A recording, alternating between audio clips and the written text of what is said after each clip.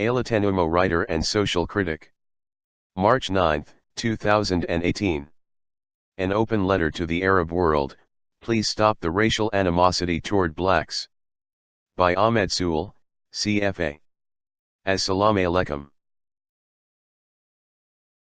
I don't believe that all Arabs are racists, neither do I believe that most Arabs hate black. However, prevailing evidence suggests that in its interaction with the black world, the Arab world has a race problem. On December 6, 2017, President Donald Trump announced that the U.S. would officially recognize Jerusalem as Israel's capital and move its embassy from Tel Aviv to Jerusalem. Opposition to Trump's announcement within the global community in general and in the Arab world, in particular, was immediate. Within 24 hours of the speech, effigies of Donald Trump and the American flag were burnt in a number of Arab cities. Hamas called for a new uprising. The Saudi monarchy said the decision was unjustified and irresponsible, and the Arab League said it was a dangerous measure that would have repercussions across the region. From Jordan to Turkey to Gaza, protesters went to the street to express their anger at Trump's decision. 3 weeks before Trump's speech, a CNN investigation revealed that 400,000 African immigrants were held captive in Libya and a sizable number of them were auctioned as slaves for $400. These black migrants were detained in cages and subjected to the most harrowing physical and mental abuse. The investigation sparked outrage around the world.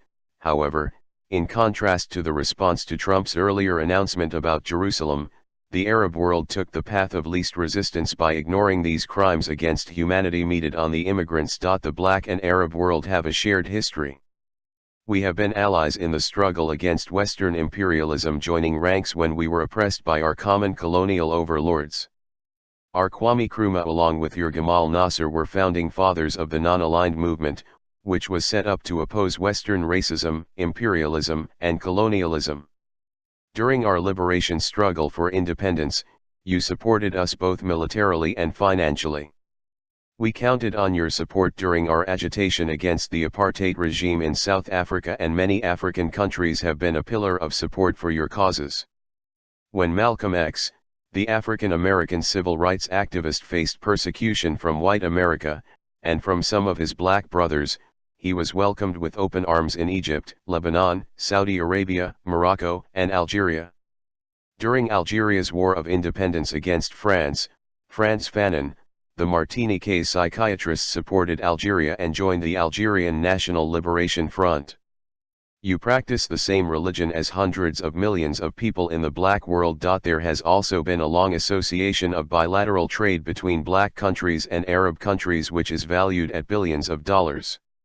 At the Organization of the Petroleum Exporting Countries, OPEC, summits, countries like Nigeria, Gabon, and Angola align with countries like Saudi Arabia, Kuwait and UAE to stabilize the oil market. But this shared history shouldn't be used as an excuse to gloss over the continuous dehumanization of blacks residing in your land. The prevailing narrative has been that the black and Arab world are victims of racism, but the reality is more nuanced.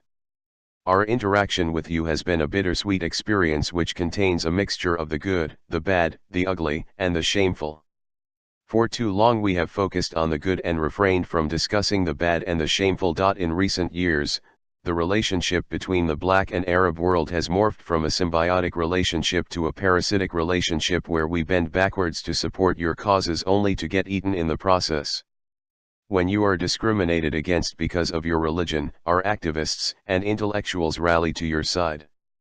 On the Palestine question, blacks have pitched their tents by your corner.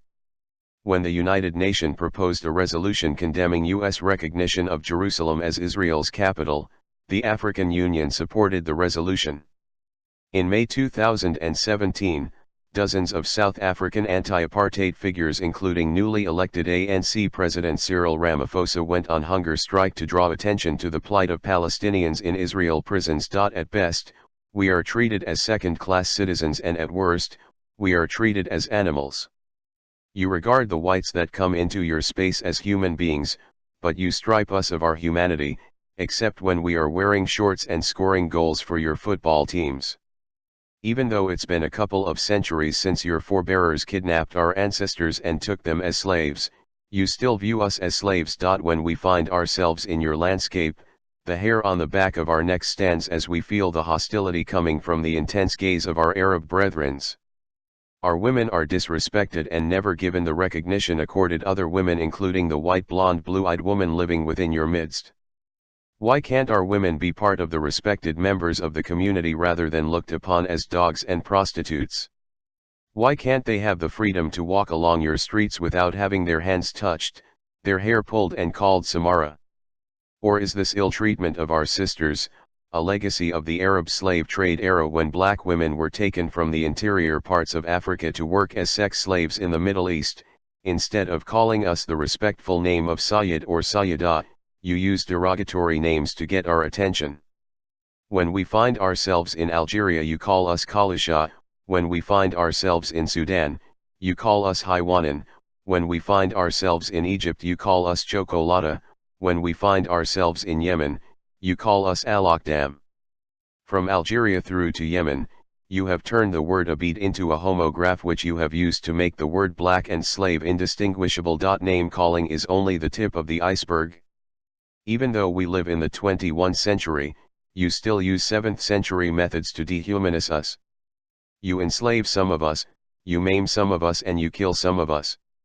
When you come to our land to work, we allow you to live normal lives, but when we along with our Asian brethren come to work in your land, you use the repressive kafala system to seize our passports, pay us peanuts and physically abuse us.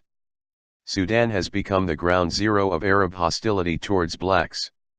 Since the turn of the century, hundreds of thousands of our black Sudanese brothers and sisters have been either killed or abducted by the Janjaweeds. Millions of us have been rendered homeless. A number of us have fled from the repression in Sudan only to find ourselves tortured and sold as slaves in Libya. During the 2011 Libyan civil war, many of us were burnt or lynched. As at the time of writing this letter, a sizable amount of the black population living in Mauritania remain enslaved. A wise man by the name of Haile Selassie once said, "Throughout history, it has been the inaction of those who could have acted, the indifference of those who should have known better, the silence of the voice of justice when it mattered most that has made it possible for evil to triumph."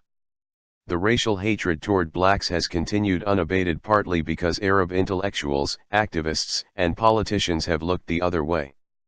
When clamoring against Western hegemony, racism, and Islamophobia, we hear your voices, but when we are brutalized and killed by your kinsmen, all we hear is your deafening silence. Where do we go from here? All hope is not lost, and I believe that blacks will one day be recognized as human beings in your region. The first step in making this a reality is to acknowledge that there is a race problem in the Middle East and North Africa, MENA. Arab kings, intellectuals, celebrities, activists, and politicians should come out to acknowledge and condemn Arab hostility towards blacks. Apart from acknowledging Arab racism, MENA nations should consider implementing a public service announcement, PSA, drive with the objective of raising awareness about racism and changing attitudes. To make it effective, both the print and broadcast media should be used to channel the message. The PSA message should be clear: racism is immoral, racism must stop, and there would be consequences for racial violence. The PSA should include a call to action for a change in thinking, a change in the relationship, and a change in attitude towards blacks. If feasible, Arab countries could consider implementing the PSA on a pan-Arab basis, i.e. using the same PSA throughout the region. For our North African brethren, instead of seeing your black continental brothers and sisters as subhuman sub-Africans, you should view them as your human pan-African brethren. To signal its intention to expunge the scar of racism, regional bodies such as the Arab League and Gulf Cooperation Council should issue a joint communiqué strongly condemning racially motivated violence against blacks and reassuring those living in the Middle East that they can live in the region without fear or intimidation.